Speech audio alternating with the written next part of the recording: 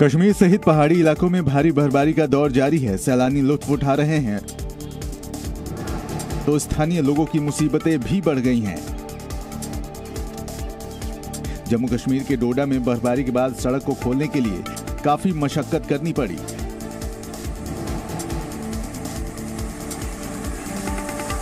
तो अनंतनाग में भी प्रशासन लगातार बर्फ को हटाने के काम में लगा है। हिमाचल में बर्फबारी के बाद पर्यटकों का तांता लगा हुआ है। शिमला के कुफरी में हजारों पर्यटक बर्फबारी का मजा लेने पहुंच रहे हैं। हालांकि पहाड़ी इलाकों में हुई बर्फबारी का असर अब मैदानी इलाकों में पड़ने लगा है। मौसम विभाग के मुताबिक दिल्ली एनसीआर में 16 से 18 जनवरी तक शीतलहर चलने की संभावना है। न्यूनतम तापमान 3 से 4 डिग्री सेल्सियस के आसपास रहने की उम्मीद जताई गई है। बर्फबारी कुछ लोगों के लिए मजेदार जरूर हो सकती है, लेकिन पहाड़ों पर रहने वाले लोगों के लिए उनकी जिंदगी को मुश्किल बनाने वाली होती है। देखिए रिपोर्ट। जम्मू कश्मीर के सोनमर्ग में एक के बाद एक लगातार 2 एवलांच की घटना सामने आई है। पिछले 2 दिनों में यह एवलांच की तीसरी घटना है। एवलांच का वीडियो भी सामने आया है। एवलांच एक निर्माण कंपनी के बैरक के पास शाम करीब 5:30 बजे हुआ।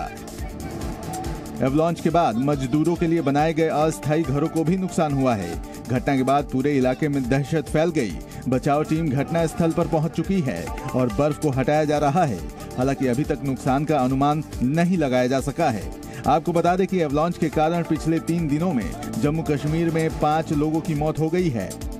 गुरुवार को भी सोनमर्ग में इसी निर्माण कंपनी के पास एवलांच में किश्तवाड़ निवासी 2 मजदूरों की मौत हो गई थी। बीते कुछ दिनों में जम्मू कश्मीर में हुई भारी बर्फबारी की वजह से प्रशासन ने बांदीपोरा समेत 12 जिलों के लिए हिमस्खलन की चेतावनी जारी की है।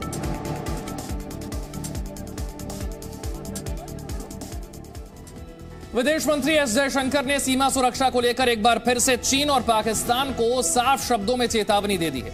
विदेश मंत्री ने कहा है कि नया भारत किसी के दबाव में नहीं आएगा। शनिवार को विदेश मंत्री एस जयशंकर ने चेन्नई के तमिल साप्ताहिक तुगलक की 53वीं वर्षगांठ को संबोधित किया। इस दौरान विदेश मंत्री ने कहा कि भारत ने आतंकवाद और सीमा विवाद दोनों ही मुद्दों पर अपने विरोधियों को करारा जवाब दिया है। Our long-suffering approach had, however, created the danger of normalizing terrorism. That is why Uri and Balakot sent a much-needed message. विदेश मंत्री ने LAC विवाद का भी जिक्र किया और कहा कि भारत ने चीन को बता दिया कि वो किसी भी हाल में झुकने वाला नहीं है। On the northern borders, China is today seeking to change the status quo by bringing large forces in violation of our agreements. Despite the COVID, our counter response was strong and firm. So India matters. It will not be coerced by anybody, and that it will do what it takes to ensure its national security. आज PM Modi देश को 8वीं Vande Bharat train की सौगात देने वाले हैं। सिकंदराबाद से विशाखापट्टनम के बीच चलने वाली वंदे भारत एक्सप्रेस दक्षिण भारत में चलने वाली दूसरी ट्रेन है। सिकंदराबाद से विशाखापट्टनम के बीच चलने वाली वंदे भारत एक्सप्रेस को आज पीएम मोदी वर्चुअली हरी झंडी दिखाएंगे। ये ट्रेन 8 घंटे में 698 किलोमीटर की दूरी तय करेगी। जी न्यूज से खास बातचीत में रेल मंत्री अश्विनी वैष्णव ने कहा कि दक्षिण भारत में यह कनेक्टिविटी के लिहाज से बड़ी शुरुआत है। 2 तेलुगु भाषी राज्यों को जोड़ने के लिहाज से बेहद महत्वपूर्ण है, जो तेलंगाना के सिकंदराबाद से आंध्र प्रदेश के विशाखापट्टनम तक चलेगी। सिकंदराबाद से विशाखापट्टनम तक की वंदे भारत सर्विस रवाना होगी, शुरुआत होगी। वंदे भारत ट्रेन का माननीय प्रधानमंत्री जी शुभारंभ करेंगे। बहुत बड़ी सौगात है तेलुगु स्पीकिंग दोनों स्टेट्स के लिए। वहीं जी न्यूज से बात करते हुए केंद्रीय मंत्री जी किशन रेड्डी ने कहा कि इस वंदे भारत ट्रेन से पर्यटन को बढ़ावा मिलेगा। इस ट्रेन आने से लाखों लोगों को उपयोग होगा। ऐसी बहुत बड़ा उपयोग आने वाले दिन में इस वंदे भारत ट्रेन के द्वारा साउथ में, खासकर इस तेलुगु स्टेट्स में बहुत उपयोग होने वाला है। ये दक्षिण भारत में चलने वाली दूसरी वंदे भारत ट्रेन होगी। इस साल होने वाले 9 राज्यों के विधानसभा चुनावों के लिए बीजेपी ने रणनीति बनानी शुरू कर दी है। इन चुनावों को लेकर सोमवार को दिल्ली में एनडीएमसी कन्वेंशन सेंटर में पार्टी की अहम बैठक होने वाली। 2022 में 5 अहम राज्यों के चुनाव जीतने के बाद बीजेपी ने 2023 के लिए अभी से तैयारी तेज कर दी है। 9 राज्यों में होने वाले चुनावों के लिए पार्टी रणनीति बनाने में जुट गई है। सोमवार को दिल्ली के एनडीएमसी कन्वेंशन सेंटर में बीजेपी की राष्ट्रीय कार्यकारिणी की अहम बैठक होने वाली है। 2 दिनों तक होने वाली इस बैठक में पीएम मोदी, अमित शाह, जेपी नड्डा समेत कई नेता शामिल होंगे। सीएम योगी भी बैठक में शामिल होंगे। इस कार्यकारिणी की बैठक में चुनावों की रणनीति के साथ साथ मौजूदा राष्ट्रीय अध्यक्ष जेपी नड्डा का कार्यकाल बढ़ाने पर सहमति बन सकती है। जेपी नड्डा का कार्यकाल 20 जनवरी को समाप्त हो रहा है और संगठन चुनाव न होने के कारण उन्हें अगले लोकसभा चुनाव तक अध्यक्ष बने रहने को कहा जा सकता है। राष्ट्रीय कार्यकारिणी की बैठक से पहले बीजेपी की एक और बैठक बीजेपी ऑफिस में होगी। ये बैठक कार्यकारिणी की बैठक से अलग होगी, जिसकी अध्यक्षता जेपी नड्डा करेंगे। 17 तारीख को शाम 4 बजे प्रधानमंत्री नरेंद्र मोदी के संबोधन के साथ ही बैठक खत्म हो जाएगी। दिल्ली में आबकारी नीति को लेकर एक बार फिर से बीजेपी और आम आदमी पार्टी आमने सामने है। नया घमासान एक बार फिर से सीबीआई की एक कार्रवाई को लेकर। दिल्ली की शराब नीति घोटाले के मामले में सीबीआई एक बार फिर उप मुख्यमंत्री मनीष सिसोदिया के ऑफिस पहुंच गई। सिसोदिया के दफ्तर से सीबीआई उनका कंप्यूटर ले गई। इस कार्रवाई के बाद एक बार फिर से दिल्ली की सियासत गर्मा गई। मनीष सिसोदिया ने उनके दफ्तर में सीबीआई की रेड का आरोप लगाया और ट्वीट किया, आज फिर सीबीआई मेरे दफ्तर पहुंची है, उनका स्वागत है। उन्होंने मेरे घर पर रेड कराई, दफ्तर में छापा मारा, लॉकर तलाशे, मेरे गांव तक में छानबीन करा ली। मेरे खिलाफ न कुछ मिला है न मिलेगा। उधर सीबीआई ने छापेमारी जैसी किसी भी बात से इनकार करते हुए कहा कि कंप्यूटर आबकारी केस से जुड़ा एक अहम दस्तावेज है, जिसको लेने के लिए सीबीआई के अधिकारी नोटिस देकर गए थे। ये कोई रेड नहीं है। इस कार्रवाई के बाद आम आदमी पार्टी और केंद्र में घमासान शुरू हो गया है। एएपी ने ट्वीट किया, फिर एक बार मोदी जी की सीबीआई मनीष सिसोदिया जी के दफ्तर पहुंची, लेकिन उन्होंने अब तक ये नहीं बताया कि पिछली रेड में क्या मिला था। बता दें कि सीबीआई ने एक एफआईआर दर्ज की है, जो नवंबर 2021 में शुरू की गई दिल्ली आबकारी नीति की जांच कर रही है। लखनऊ की सरोजनी नगर सीट से बीजेपी विधायक राजेश्वर सिंह ने 1000 दिव्यांगजनों को 50 लाख रुपए के उपकरण बांटे।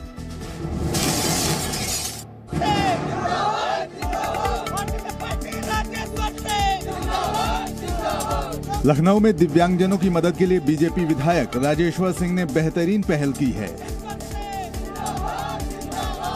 अपनी विधानसभा क्षेत्र सरोजनी नगर के करीब 1000 दिव्यांगजनों को राजेश्वर सिंह ने 50 लाख रुपए की कीमत के उपकरण बांटे।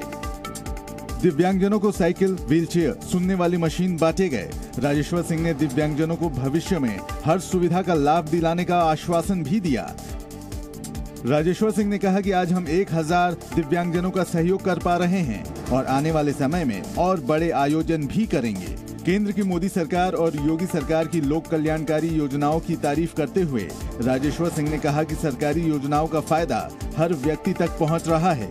सरकार ने दिव्यांगजन अधिनियम बनाया, जिससे आप सशक्त बन रहे हैं। साथ ही योगी जी ने दिव्यांगजनों की पेंशन बढ़ाकर बड़ा उपकार किया है। बिहार के शिक्षा मंत्री के रामचरितमानस को लेकर दिए गए ज्ञान पर सियासी महाभारत शुरू हो गई है। देखिए रिपोर्ट। शिक्षा मंत्री प्रोफेसर चंद्रशेखर के बयान के विरोध में बिहार में कई जगह प्रदर्शन हो रहे हैं, लेकिन सबसे बड़ा हंगामा महागठबंधन में मचा हुआ है, क्योंकि अपनी ही सरकार के शिक्षा मंत्री के बयान के विरोध में जेडीयू के नेता उतर गए हैं।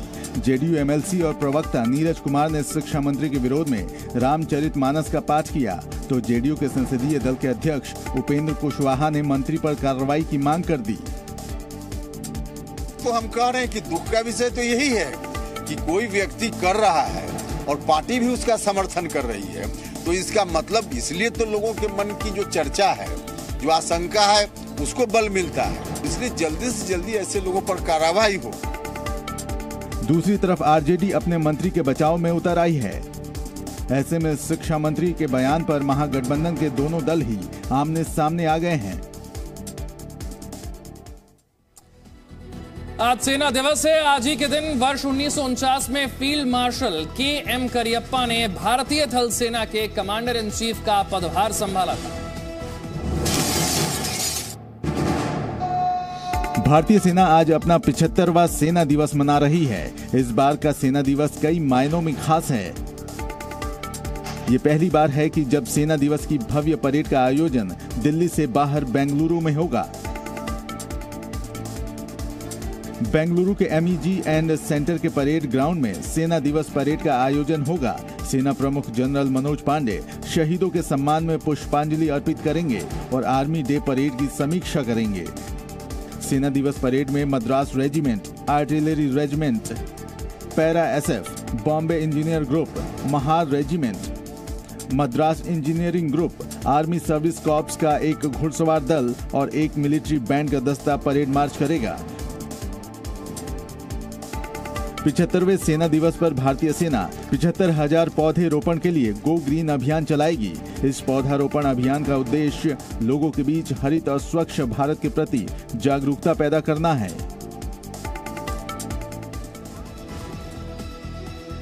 दिल्ली के कंझावला कांड को हुए अभी कुछ ही दिन बीते हैं कि एक बार फिर से ऐसी ही बर्बरता की एक और तस्वीर सामने आ गई।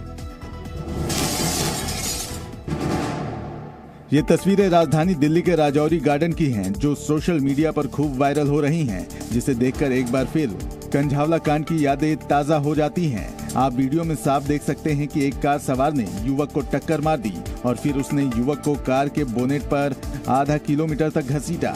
बताया जा रहा है कि राजौरी गार्डन इलाके में महज हॉर्न बजाने की बात पर दो पक्षों में विवाद हुआ। विवाद इतना बढ़ गया कि कार सवार युवक ने एक व्यक्ति को टक्कर मारी, जिसके बाद युवक को बोनट पर आधा किलोमीटर तक घसीटता रहा। जिस युवक को घसीटा जा रहा है उसका नाम हरविंदर है। घटना 12 जनवरी की है। विवाद उस वक्त हुआ जब अपनी गाड़ी में बैठा हरविंदर हॉर्न से परेशान होकर दूसरे कार ड्राइवर से बात करने गया। कार वाले ने बिना कुछ सोचे समझे हरविंदर पर कार चढ़ाने की कोशिश की। गनीमत ये रही कि हरविंदर ने बोनट के सहारे अपने आप को बचा लिया। पुलिस ने केस दर्ज कर मामले की जांच शुरू कर दी है।